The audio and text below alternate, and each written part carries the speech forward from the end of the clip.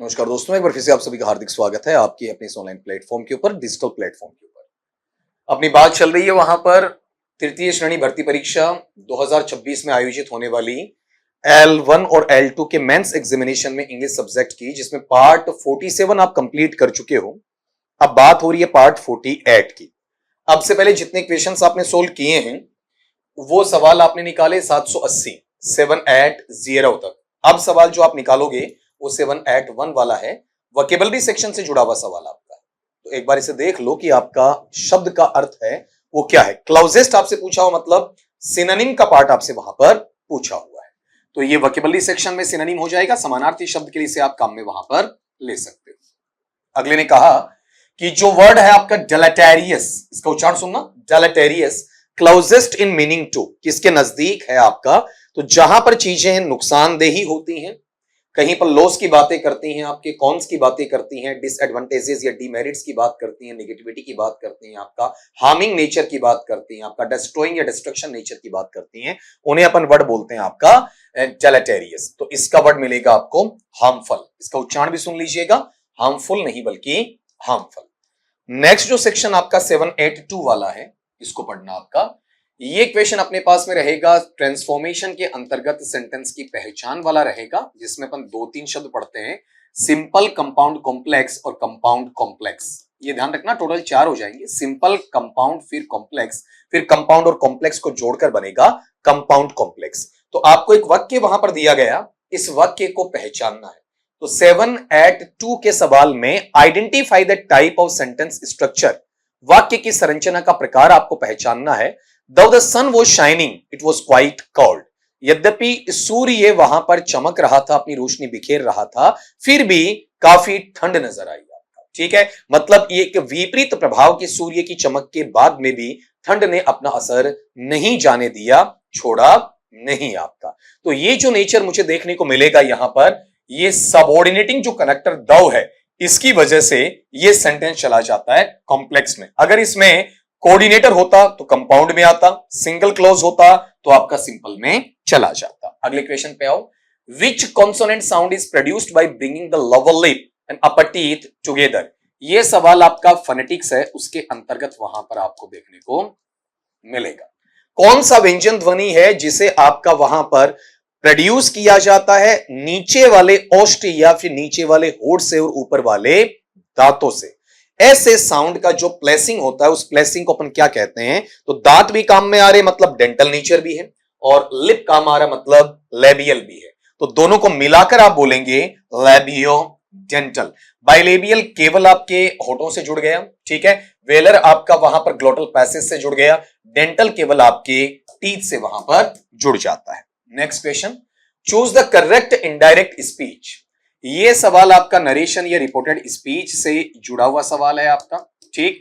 इसमें अगला हमें डायरेक्ट से इनडायरेक्ट बनाने के लिए कह रहा है। इसके अंदर कंडीशनल नेचर है, तो एक चीज ये जरूर ध्यान रखना कि कंडीशनल नेचर को सेम कंडीशनल में रखा जा सकता है, मतलब बीच में आप कनेक्टर लेकर आ जाओ दैट, बाकी आगे आपको वर्क का वर्क देना है, वुड हेल्प का वुड हेल्प रख देना है, केवल प्रोनाउन चेंज करना। आई फर्स्ट पर्सन सब्जेक्ट ही के मुताबिक ही में चला जाएगा, यहां पर भी आई ही में चला जाएगा। यू सेकंड पर्सन ऑब्जेक्ट है, मी मांगते हुए ऑब्जेक्ट फॉर्म में आपका मी में चला जाएगा। तो यहां पर कंडीशनल का जो सेंटेंस है उसके नरेशन को आपको चेंज करने की आवश्यकता नहीं पड़ती है। अगले पार्ट पे आओ। आपका नरेशन को चेंज करने का मतलब टेंस वाला पार्ट, बाकी तो चेंजेस सिंपल रहेंगे। The term form focused instruction in language teaching refers to, ये पार्ट आपकी टीचिंग मेथोडोलॉजी का है, जिसके अंदर पेडागोजिकल मैनर के अंदर अगला फॉर्म और फोकस्ड के द्वारा किया जाने वाला टीचिंग लर्निंग प्रोसेस टीएलपी है, उसकी जानकारी आपसे चाहता है। जहां पर आप लर्नर या अधिगम करता है उसका ध्यान अपनी तरफ आकर्षित करते हो, एक तरीके से टीचर वहां पर मैटर के साथ में साइनाश्योर बन जाता है, और जो लिंग्विस्टिक या भाषाई आपकी फीचर्स होती हैं उनको वहां इंप्लिसिटली नहीं बल्कि एक्सप्लिसिटली बाह्य तौर पर सामने रख देता है। वो पार्ट फॉर्म फोकस्ड आपके लर्निंग में, टीचिंग में, दोनों में शामिल किया जाता है। इसमें केवल सिर्फ टीचिंग का मैटर नहीं है, इसमें सिर्फ आपका ग्रामर को पढ़ाना या इग्नोर करना दोनों ही नहीं है आपका, इसमें केवल वोकैबुलरी पे फोकस करना भी नहीं है। तो अगला पार्ट आपका 786 में देखोगे, ये अपने पास में आता है वोकैबुलरी सेक्शन में इडियमेटिक एक्सप्रेशंस से जुड़ा हुआ सवाल, आपका लोकोक्ति और मुहावरे से जुड़ा हुआ। The idiom to turn over a new leaf means, इस इडियम का मीनिंग वहां पर क्या निकलता है? तो जब आपका एक पत्ता है उसका आप इधर से उधर पलटते हो, उधर से इधर पलटते हो, ठीक है, ये जो पैटर्न अपने पास में आता है ये कहलाता है आपका to turn over a new leaf वाला। जैसे मान लीजिए कि आपके पास में यहां पर ये इसका पक्ष है, यहां से आपने इसे घुमा दिया, तो जो आपका पहले वाला है उससे बदला हुआ रूप नजर आएगा। हो सकता है कि वो नया लगे, हो सकता है कि वो पुराना लगे, लेकिन उसका मैनर टोटली चेंज हो जाएगा, उसका कॉम्प्लेक्शन टोटली चेंज हो जाएगा। तो यहां पर किसी बेटरमेंट के लिए, किसी बेनिफिशियलिटी के लिए जहां पर चेंजेस किसी व्यक्ति विशेष के बिहेवियर में, व्यवहार में देखने को मिलते हैं, उसे अपन कहते हैं to turn over a new leaf के नाम से जानते हैं। बाकी चीजें यहां से हट जाएंगी। 787 के इस पैटर्न पे सीखना कि करेक्ट द सेंटेंस। ये जो पैटर्न अपने पास में आ रहा है, ये सेंटेंस वर्ब पैटर्न में नॉन फाइनाइट से जुड़ा हुआ है। तो पहली बात तो आपको ये ध्यान देनी है कि इंसिस्ट है, इंसिस्ट का मतलब होता है दबाव डालना या जोर डालना। इंसिस्ट अपने साथ में फिक्सेशन लेगा, और फिक्सेशन किसका लेगा? ऑन का लेगा, पहली बात। उसके बाद में आगे जो अपना जेरेंडियल नेचर है वो इसके अंतर्गत देखने को मिलेगा, वर्ब का फर्स्ट फॉर्म प्लस आईएनजी। तो ये तो अगले ने यहां पर करेक्ट दे दिया, लेकिन यहां गलती है, ये फुल इंफिनिटिव नहीं आएगा, टू इंफिनिटिव। तो यहां पर अपने पास में सीधा मुझे क्या चाहिए? आपका वर्ब का फर्स्ट फॉर्म प्लस आईएनजी चाहिए। तो मेरा पार्ट बनेगा इंसिस्टेड ऑन माई पेइंग। और ये भी ध्यान रखना कि अपने पास में जेरेंडियल नेचर जो नाउन का काम कर रहा है, तो पहले पॉजेसिव डिटर्मिनर या पॉजेसिव एडजेक्टिव का आना भी जरूरी है। तो बाकी चीजों से इसमें कोई सरोकार नहीं रहेगा आपका। अगले पार्ट पे आ जाएं। नेक्स्ट 788 का है, ये लिटरेरी टर्म से जुड़ा हुआ है, साहित्यिक अलंकार से जुड़ा हुआ, वहां पर आपका पैटर्न आपको देखने को मिलेगा कि which literary device is characterized by a strong emotional feeling और passion being expressed in a non rhetorical style. ये 788 में अगला पूछना क्या चाह रहा है? लिटरेरी टर्म के अंदर एक वो भावनात्मक बदलाव, वो परिवर्तन जिसके अंदर करुणा, दया, पीड़ा, तरस, रहम इत्यादि संवेदनाएं, सहानुभूति है, इनको जोड़कर वहां पर आप कहीं ना कहीं सवाल का जवाब देते हैं, लेकिन प्रत्युत्तर आपको वहां पर दूसरी साइड से नहीं मिलेगा, आपको ही देना है, ठीक है। रिटोरिक नेचर नहीं आएगा, नॉन रिटोरिक होगा। आपने एक्शन किया, उसका रिएक्शन मिल गया, लेकिन फिर रिएक्शन पे वापस आपका एक्शन या दोबारा रिएक्शन देखने को नहीं मिलेगा। वो पार्ट आता है पैथोस के अंतर्गत। सिमिली करता है, कंपैरिजन, सब लाइक एज जैसे सिग्नल वर्ड्स के साथ में। पैराडॉक्स क्या होता है? जस्ट अपोजिट को शो करेगा। अल्यूजन कहीं ना कहीं कंफ्यूजन क्रिएट करेगा। तो यहां पर जो इमोशनल स्टैंडर्ड से जुड़ी हुई चीजें हैं वो केवल आपको किस में देखने को मिलेंगी? पैथोस में देखने को मिलेंगी। अगले पैटर्न पे लो आपका वहां पर the plural of phenomenon is, ये नाउन एंड नंबर का सवाल है। पार्ट्स ऑफ स्पीच में संज्ञा और वचन का सवाल इसके अंतर्गत आपको वहां पर देखने को मिल रहा है। फिनोमेनन आपका तथ्य विशेष के लिए आता है, तो इसमें जो आपका ट्रेडिशनल प्लूरल बनाते वो नहीं बनेगा, फिनोमेनन्स ऐसा नहीं बनेगा, इसका प्लूरल होता है फिनोमेना। ये जिस भाषा से लिए जाते हैं आपके ऐसे वर्ड्स, चाहे वो ग्रीक के हों, चाहे लैटिन के हों, चाहे फ्रेंच के हों, चाहे हिब्रू के हों, आपके इटालियन के हों, उनके अंदर हमें उन्हीं का प्लूरल एक्सेप्ट करना होता है। हमारी तरफ से इंग्लिश फॉर्म उसका बनाया नहीं जाता है। 790 के अंदर ये टीचिंग मेथोडोलॉजी का सवाल है, टीपीआर का। टीपीआर का फुल फॉर्म होता है टोटल फिजिकल रिस्पॉन्स का। तो टोटल फिजिकल रिस्पॉन्स मेनली काम किस में करेगा? फिजिकल मूवमेंट में काम करेगा, या फिर आपकी कमांडिंग नेचर में काम करेगा। पूछ क्या रहा है कि इसमें लर्निंग या अधिगम है हेविली फैसिलिटेटेड, भारी भरकम तौर पर या उच्च तौर पर प्रभावी रहते हुए किस चीज को मद्देनजर रखता है? तो इसका पैटर्न ये देखने को मिलेगा, फिजिकल मूवमेंट एंड कमांडिंग के नेचर के साथ में से रखा जाएगा। इसमें एक्सटेंसिव रीडिंग नहीं आती है, ट्रांसलेशन एक्सरसाइजेज नहीं आती हैं, साइलेंट मेडिटेशन भी इसमें आपको देखने को नहीं मिलता। अगली बात, द वर्ड परफंक्ट्री मीन्स, ये सवाल फिर से वोकैबुलरी सेक्शन के अंदर सिनोनिम से जुड़ गया। इसे वन वर्ड सब्स्टिट्यूशन में भी पूछा जा सकता है। तो ये शब्द परफंक्ट्री है। परफंक्ट्री के मायने क्या होते हैं? जब आप कम से कम प्रयास के साथ में, कम से कम सोच विचार के साथ में किसी चीज को आगे बढ़ा देते हैं, आपका स्मार्ट वर्क के साथ में, कम एफर्ट के साथ में आगे चले जाते हैं, उसे अपन पढ़ते हैं carried out with minimal effort, और रिफ्लेक्शन के नाम से इसे जाना जाता है। इसमें थॉरो एंड डिटेल्ड नहीं होता है, एंथुजियास्टिक नहीं होता है, एक्सेलेंट मैनर इसके अंदर देखने को नहीं मिलता है। अगले पार्ट पे आ जाए। यहां पर ये सेंटेंस अपने पास में कहीं ना कहीं मूड से, आपकी मनोदशा, मनोभाव से, इनसे जोड़कर पूछा जाता है कि वर्ब का मूड आपको बताना है। क्रिया शब्द, जैसे अपने पास में क्रिया शब्द क्या है, क्लीन है, वर्ब का फर्स्ट फॉर्म है, इसमें कौन सा मूड, कौन सा मनोदशा, कौन से मनोभाव का आप इसमें देखते हैं। तो जो सेंटेंस वर्ब के फर्स्ट फॉर्म से, डू नॉट प्लस वर्ब के फर्स्ट फॉर्म से, लेट से, प्लीज या काइंडली प्लस वर्ब के फर्स्ट फॉर्म से स्टार्ट होते हैं, उन्हें अपन रखते हैं इंपेरेटिव नेचर के अंदर। उसमें कहीं पर इंडिकेटिव, सब्जंक्टिव या इंफिनिटिव ऐसा नेचर आपके पास में नहीं होता है। नेक्स्ट क्वेश्चन पे आए, choose the antonym for esoteric. ये सवाल वोकैबुलरी सेक्शन में एंटोनिम के तहत आपसे सोल्व करवाने के लिए बोला गया।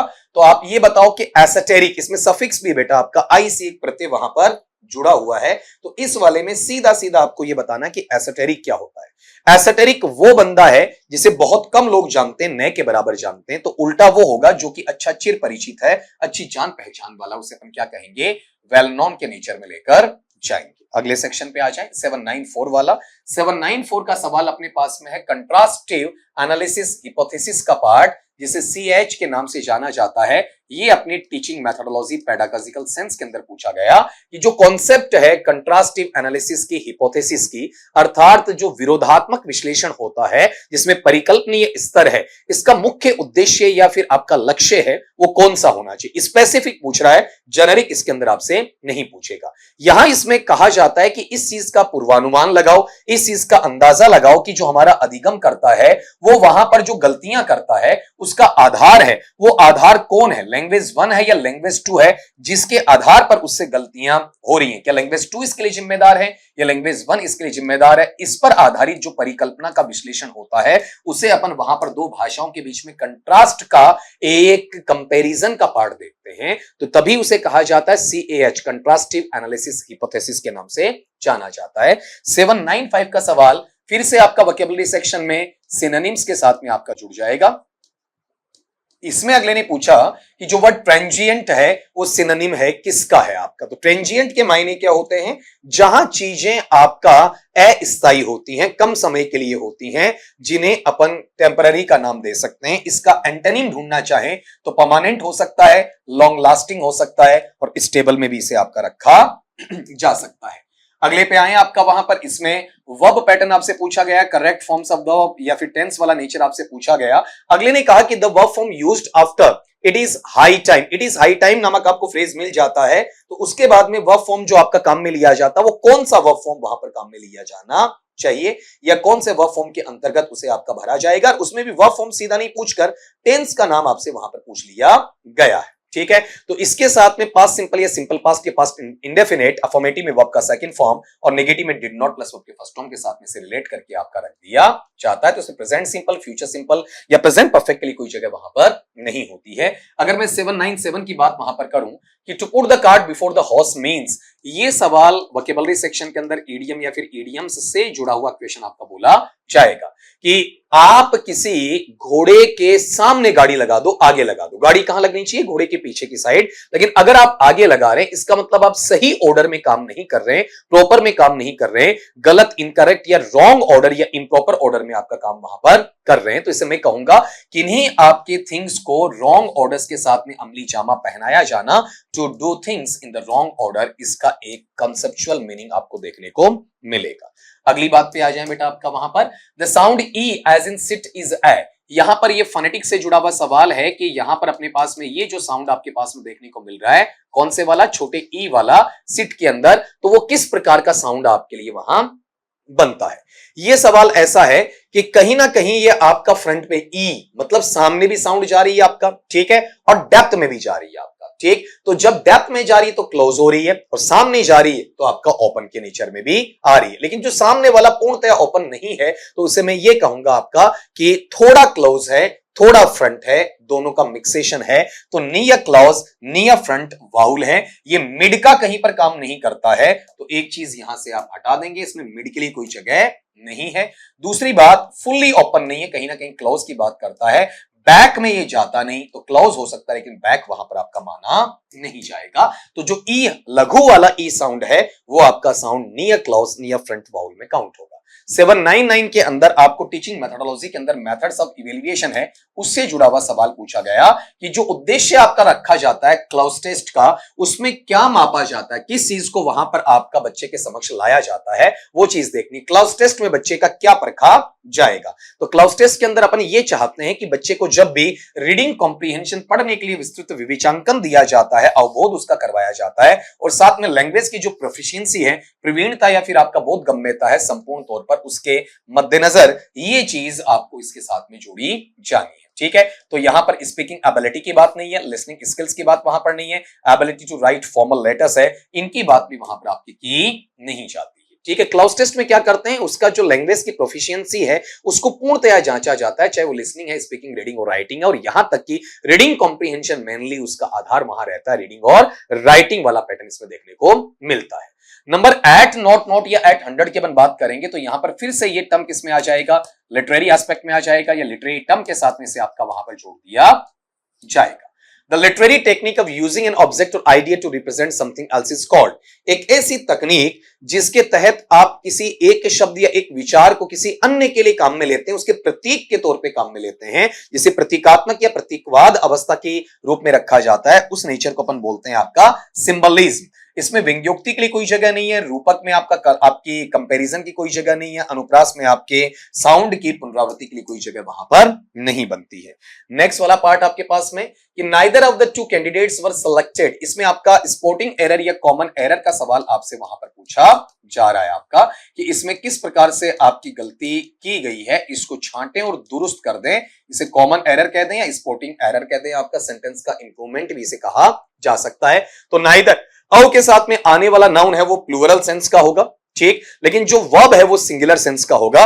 तो जो मिस्टेक आपको देखने को मिलती है वो यहां मिलेगी, यहां वर्ड नहीं बल्कि वोज आएगा। तो यहां बहुवचन का सेंस तो है नहीं, तो आर या हैव इनके लिए जगह नहीं, एरर ऑलरेडी इसमें एग्जिस्ट करता है, तो नो एरर नहीं बल्कि वोज रहेगा। कैंडिडेट्स भले ही प्लूरल रहे लेकिन वर्ब आपका वहां पर सिंगुलर रहेगा। यहां पर वॉइस के अंदर आपका चेंज आपसे पूछा गया है और ये वाइस वर्सा में पूछ लिया गया, पैसिव से एक्टिव के अंदर पूछ लिया गया, तो आपका वहां पर बाई के साथ में जो ऑब्जेक्ट है वो सब्जेक्ट बन रहा है, बीइंग वाला पार्ट आईएनजी में आ जाएगा, वोज है वो वोजवर वाले पैटर्न में ही रहेगा, डेकोरेट में आईएनजी आपका वहां पर जुड़ जाएगा। इतना करते ही आपका आंसर आपके समक्ष मिल जाएगा। एट नॉट टू में अपने पास आंसर बनेगा the painter was decorating the house. यहां वाले पार्ट में नहीं है, ये पास्ट सिंपल का है, ये पास्ट परफेक्ट का है, ये प्रेजेंट सिंपल का नेचर है। अगले सवाल पे आ जाओ। Which teaching method uses a colour coded chart, जिसे किशनर, रॉड्स और फिडल चार्ट्स का नाम दिया जाता है, जो फनीम्स को रिप्रेजेंट करते हैं और वर्ड पैटर्न्स को रिप्रेजेंट वहां पर करते हैं। ये सवाल आपका बच्चा वहां पर टीचिंग मैथडोलॉजी का सवाल आपके समक्ष है, तो आप यहां पर इसमें छांट के बताएं कि कौन सी मेथड के अंदर इनका यूज किया जाता है। तो जहां पर आपको बोलना नहीं है, सीधा सीधा केवल आपका ऑब्जेक्ट्स का सहारा लेके काम करना होता है, उसे अपन साइलेंट वे मेथड है उसका नाम दिया करते हैं। इसमें डायरेक्ट मेथड, ऑडियोलिंगुअल मेथड या सीएलटी इनके लिए कोई जगह वहां पर नहीं। अगली बात पे आते हैं, चूज द सिनोनिम फॉर लग्ब्रियस। ये सवाल बेटा कहीं ना कहीं आपको पहले भी एंटोनिम के नाते और उससे पहले सिनोनिम के नाते, उससे पहले वन वर्ड सब्स्टिट्यूशन के नाते में करवा चुका हूं। यहां पर फिर से एक ये रिवाइज होके आपके पास में मिल रहा, मतलब शब्द है उसकी कैपेसिटी काफी ज्यादा है, इस पर पूछा भी काफी बार गया है। सवाल जो 804 का आपका है उसमें जब कोई व्यक्ति आपका दुखद या फिर आपका पीड़ित अवस्था में होता है, कहीं ना कहीं एक विलाप की अवस्था में होता है, जिससे अपन मौनफल या डिस्मल के नेचर से वहां जानते हैं, वो फैक्टर इसके साथ में रखा जा सकता है। इसमें आनंद की कोई बात नहीं है, क्विक नेचर की कोई बात नहीं है, डल नेचर की भी इसके अंतर्गत कोई बात वहां पर नहीं की जाती है।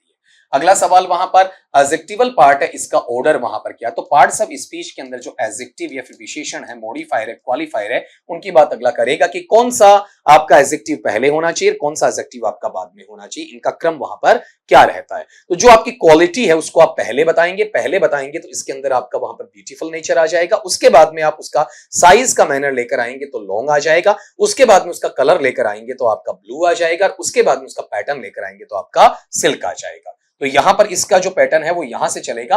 मेनली ये साइज वाला वो सेकेंडरी होता है, ठीक है, मैनर वाला या एडजेक्टिव में आपकी क्वालिटी वाला पार्ट है वो पहले आता है, उसके बाद में कलरिंग थर्ड पे आती है, और पैटर्नेबल सिचुएशन में जो नॉर्मल पैटर्न होता है वो आपके लास्ट में चला जाता है। तो इसका क्रम यू बनेगा, ब्यूटीफुल, लॉन्ग, ब्लू और सिल्क वाला। इसमें आप काटेंगे तो किस तरीके से काटेंगे, देखो कलर कभी पहले नहीं आएगा, ठीक है, साइज कभी पहले नहीं आएगी, और दूसरी एक और बात की कलर सबसे लास्ट में भी आपका नहीं जा सकता है, कलर आपका थर्ड पैटर्न पे रखा जाएगा। तो इसका क्रम देख लीजिएगा, ब्यूटीफुल लॉन्ग ब्लू सिल्क, इस तरीके से एडजेक्टिव को यूज करने का तरीका भी हमें वहां पर पता होना चाहिए। एट नोट 6 में सवाल है आपका वर्ड फॉर्मेशन का सवाल है, जिसके अंदर सफिक्स का क्वेश्चन नहीं पूछा बल्कि प्रीफिक्स का पूछा है। उपसर्ग का सवाल आपसे वहां पर पूछा गया है कि सेल्फ के मायने क्या होते हैं। सेल्फ खुद के लिए होता है, स्वयं के लिए वहां पर आपका बोला जाता है। तो स्वयं के लिए इसमें एकमात्र शब्द आपको मिल रहा है कौन सा, ऑटो वाला।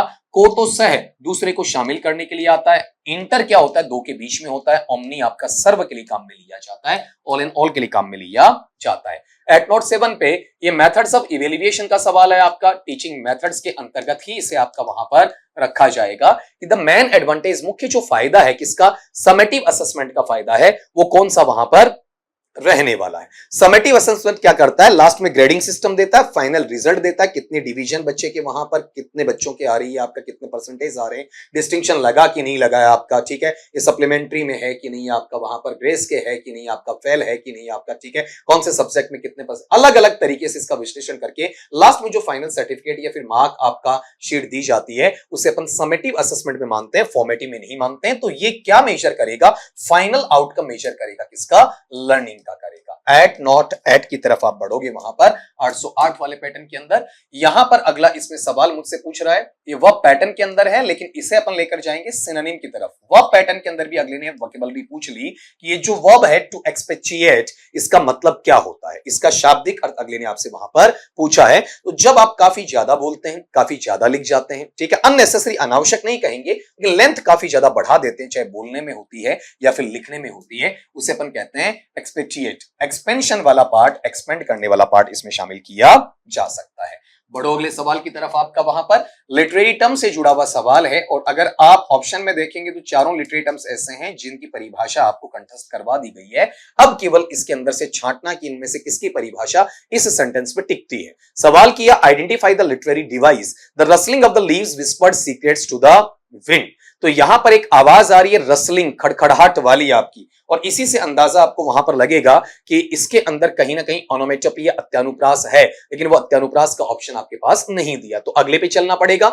विस्पर्ड, इन पत्तों ने कानाफूसी की, तो पत्ते नॉन ह्यूमन है, कानाफूसी करना ह्यूमन एट्रीब्यूट है, तो ह्यूमन एट्रीब्यूट नॉन ह्यूमन को दिया जाना मानवीकरण के नाम से जाना जाता है, जिसे पर्सोनिफिकेशन का नाम दिया जाएगा। सिमिली, मेटाफर, पैराडॉक्स की जगह नहीं है, एक जगह थी यहां पर रसलिंग की, किसके लिए, ओनोमेटोपी के लिए थी। अब अगले सवाल पे बढ़ोगे आप वहां पर, the man difficulty with teaching idioms and phrasal verbs is often, ये जो पार्ट है ये अपना है टीचिंग ऑफ वोकेबलरी के सेक्शन के अंदर, टीचिंग मेथोडोलॉजी के अंदर ही वहां पर PTE principles of teaching English का क्वेश्चन वहां देखने को मिलता है। तो यहां पर जब आप फ्रेजल वर्ब को पढ़ाते हैं और इडियम्स को पढ़ाते हैं तो बच्चे के समक्ष पढ़ाते वक्त कौन सी दिक्कतें आती है।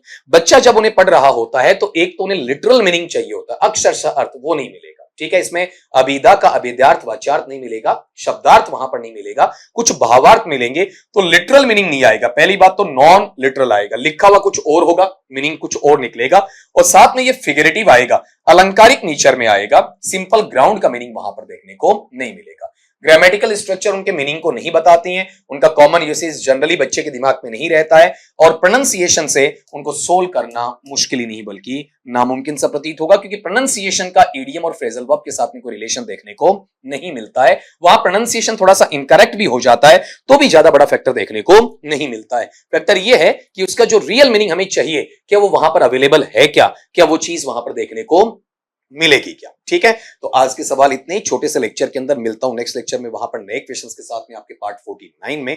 तब तक के लिए सभी दोस्तों को मेरी तरफ से शुभ रात्रि।